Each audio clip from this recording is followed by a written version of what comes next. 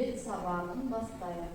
Сабақтың тақырыбы қомағайлық, жаман әдет.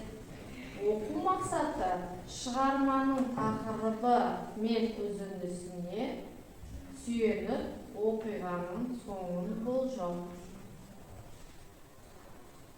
Қомағайлық мысал Қожа Насыр мен Ашқарақ. Сабақтың мақсаты шығарманың тақырыбы мен үзіндісіне сүйеніп оқиғаның соңын болжау. Мұғалім көмегімен қарапайым және нақтылау сұрақтар қою және оның жауабын шығармадан таба білу. Ал балалар, экрандағы суретке назар аударайықшы. Суреттегі балалар туралы не айтасыңдар? Бірінші бала не істеп отыр? Зиянды заттар жеп отыр. Ал екінші бала тамақтар жеп отыр екен, тамақтар. Бүгінгі сабақта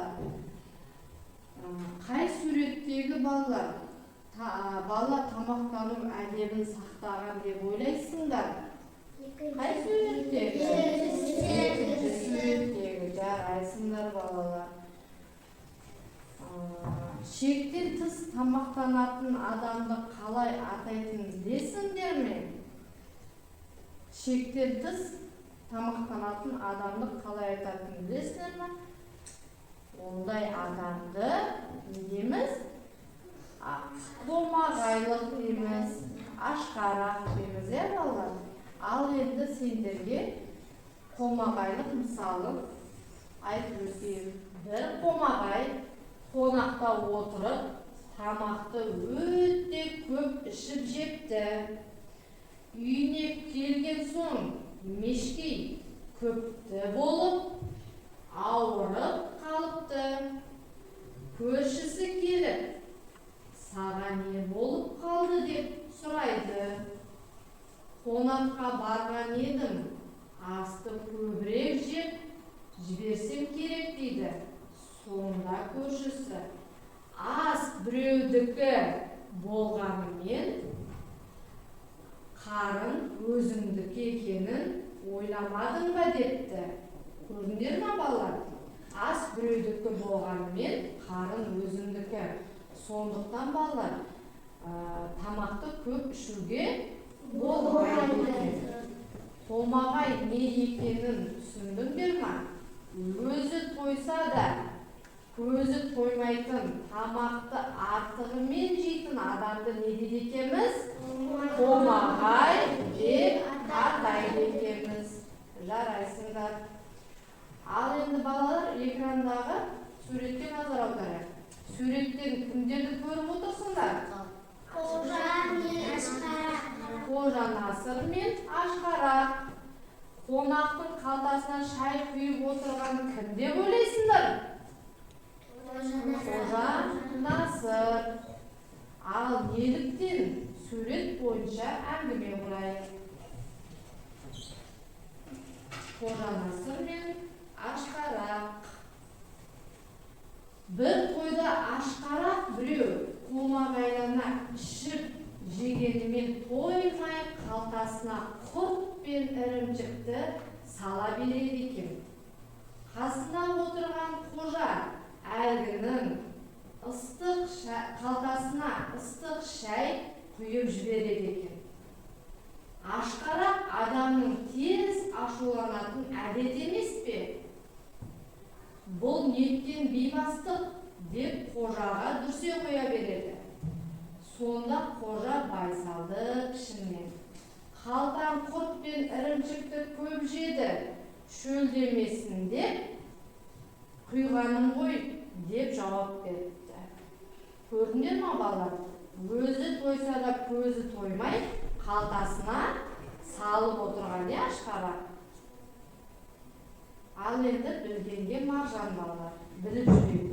Өмірде болған шындыққа жанасы түзілген әңгімені аңыз деп атайды екенбіз. Аңыз халық ауыз әдебиетінің бір түрі екен. Al сөздікпен жұмыс балалар. Мешкей. Мешкей дегеніміз тамақты көп ішетін тойымсыз адамды не дейді екенбіз? Мешкей дейді екенбіз. Тамақты шектен тыс көп жегеннен ауырып қалуды не дейді екенбіз? Көпті болу дейді екенбіз.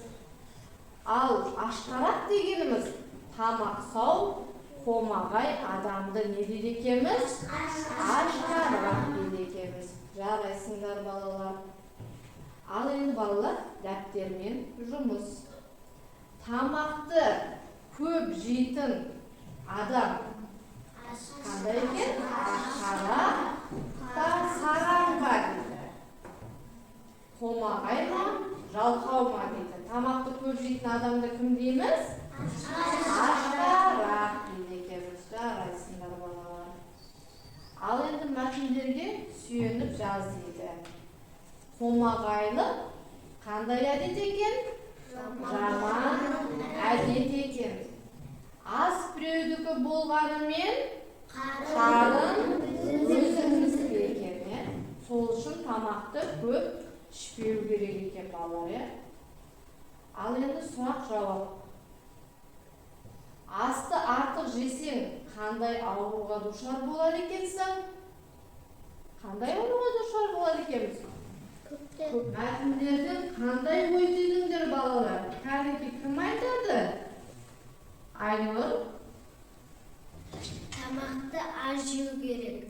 Аз жеу керек. Әйтпесе біз ауырып қаламыз. Ауырып қаламыз, жарайсың. Айжамал? Тамақ біреудікі болғанымен қарын өзіміздікі. Өзіміздікі екенін ойлауымыз керек екен. Тамаша. Тағы да кім айтады екен? Қаны? Қарапи? Тамақты көп жесең қомағай болып кетесің. Қомағай болып кетесің, жарайсың, отыра ғой. Тағы да кім айтады балалар? Қатарда қандай ой түйді? Динара? Тамақты көп жесең асқазаның дәу болып кетеді. Жарайсың, Нұрдос. Тамақты көп ішсең семіп кетеміз. Жарайсыңдар балалар. Бүгінгі сабақ сендерге түсінікті болды ма? Иә. Бүгінгі сабақ сендерге түсінікті болса, кері байланыс берейікші? Иә. Тамаша, жарайсың.